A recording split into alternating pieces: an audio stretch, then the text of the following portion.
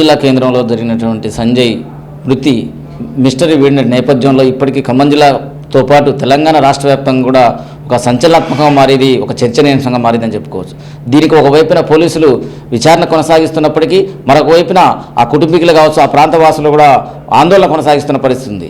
ఆ ఆందోళన నేపథ్యంలో ఇప్పటికీ పోలీసులు ఆ మిస్టర్ని విధించేందుకు వారి విశ్వ ప్రయత్నాలు కొనసాగిస్తున్న పరిస్థితి కనబడతా ఉంది. ఈ నేపథ్యంలో ఇప్పటికీ ఈ కేసు దాదాపుగా ఎంతవరకు విచారణ కొనసాగుతుంది, దీనికి సంబంధించిన పూర్వపరాలు ఏంటి అనేటువంటి విషయాల్ని మరి సిఐ రాజు గారు అడిగి మరిన్ని విషయాలు తెలుసుకునే ప్రయత్నం చేద్దాం. సార్ చెప్పండి, అసలు ఏం జరిగింది, దీన్ని అంటే కేసు విచారణ ఎట్లా కొనసాగుతాం?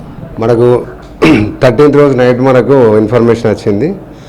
అతను సంజయ్ ఎవరైతే ఉన్నారో మృతుడు, అతను ఆపదలో ఉన్నాడు, తనను కొంతమంది కొడుతున్నారు అని వాయిస్ మెసేజ్ అండ్ లొకేషన్ వాళ్ళ అన్నకు షేర్ చేసిండు. ఇమ్మీడియట్లీ వాళ్ళు ఒక 5 to 7 minutesలో వాళ్ళ ఫ్యామిలీ మెంబర్స్ అక్కడికి రీచ్ అయ్యారు. కానీ అక్కడ ఓన్లీ బైక్ కనబడ్డది, అతను మిస్సింగ్ ఉన్నాడు. అప్పటి నుంచి మనం కూడా కేసు నమోదు చేసుకొని వాళ్ళ బాడీ మిగిలిన అతని ఆచు గురించి వెతుకుతుండగా మనకు 15th రోజు మనకు బాడీ ట్రేస్ అవుట్ అయింది. అయితే దానిలో భాగంగా మనం ఆ రోజు అతను ఇంట్లోకి వెళ్ళి వాళ్ళ అన్నని పికప్ చేసుకోవడానికి బయటకు వచ్చిండు. ఆ క్రమంలో మిస్ అయ్యింది, ఈ సంఘటన జరిగింది. అప్పటి నుంచి మనకు ఆ ఏరియాలో అతను పోయిన రూట్ను కానీ ఆ టైంలో అక్కడ ఎవరైతే మూవ్మెంట్ ఉన్నారో వాళ్ళందరినీ మనము సీసీటీవీ ఫుటేజీలు ద్వారా మనం ఐడెంటిఫై చేస్తూ ఒక్కొక్కరిని వెళ్తూ విచారిస్తున్నాము. మరి మనకు ఫోరెన్సిక్ రిపోర్ట్ కూడా రావాల్సి ఉన్నది.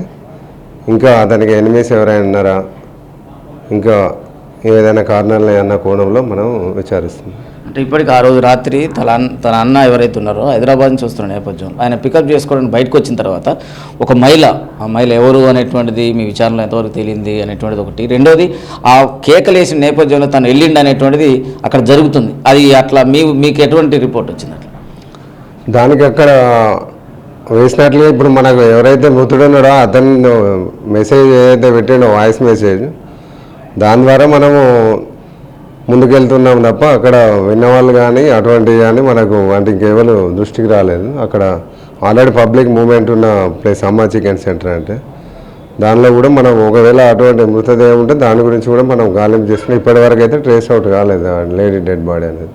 ఆల్రెడీ చంపిండ్రు అని చెప్పిండు కాబట్టి మృతదేహం గురించి కూడా మనం సెర్చ్ చేస్తున్నాం. అంటే ఇప్పటికి కుటుంబీకులు దాదాపుగా నిన్న ఆందోళన చేశారు.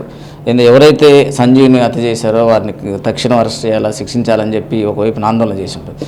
ఈ ఆందోళన చేస్తున్న వారికి కానీ ఇప్పుడు ఒకవైపున సోషల్ మీడియాలో కావచ్చు లేదా వివిధ రకాలుగా జరుగుతున్న అంటే ఈ గాంజాయి ఏదైతుందో ఈ మహమ్మారి రీత్యనే ఈ హత్య జరిగిందనేటువంటి ప్రచారం జరుగుతుంది. అటువంటి వాళ్ళకి మీరు ఏం చెప్పారు? నేను ఆందోళనకారులు కూడా ఎట్లా నచ్చ చెప్పగలిగారు?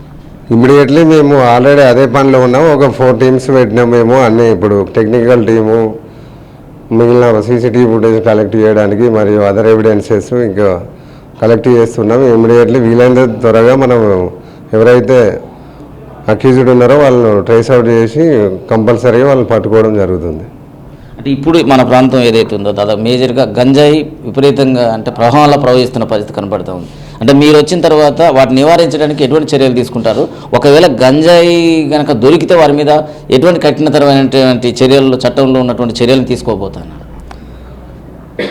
మేము ఈ గంజాయి ఎక్కడైతే మనకు తాగుతారో, మనకు ఏదైతే ఇన్ఫర్మేషన్ ఉందో ఈవినింగ్ కానీ ఇట్లా గ్యాదర్ అయ్యి ఇటువంటి స్మోక్ చేస్తున్నారనే ఇన్ఫర్మేషన్ మేరకు మనం పాయింట్అవుట్ చేయడం జరిగింది.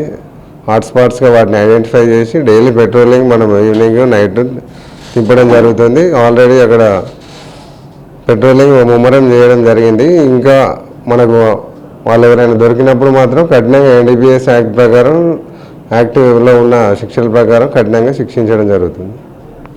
ఇది పరిస్థితి ఏదేమైనా మొత్తానికి సంజు వచ్చే మిస్టర్ ఏదైతుందో దాన్ని త్వరలోనే ఛేదించబోతున్నాం. దానికి కావాల్సినటువంటి ఇన్వెస్టిగేషన్ కొనసాగుతూ ఉంది. త్వరలో దానికి ఎవరైతే బాధ్యులలో వారిని అరెస్ట్ చేసి వారిని చట్టపరంగా శిక్షించడానికి మేము తమ ప్రయత్నాలు కొనసాగిస్తున్నామని చెప్పి సిఐ గారు చెప్తారు. అదేవిధంగా ఈ ప్రాంతంలో ఎవరైతే గంజాయిని తాగినా లేకపోతే అమ్మినా అటువంటి వారి పట్ల కూడా కఠినంగా వ్యవహరిస్తాం. అటువంటి వారు ఎవరైనా ఉన్నా కూడా చట్టపరంగా చర్యలు తీసుకొని వారిని శిక్షించడానికి కూడా వెనకాడబోమని చెప్పి సిఐ గారు చెప్తున్న పరిస్థితి కనబడుతూ ఉంది. కెమెరా పర్సన్ నరేష్తో వెంకటేశ్వర్లు, V5 న్యూస్, ఖమ్మం నుంచి.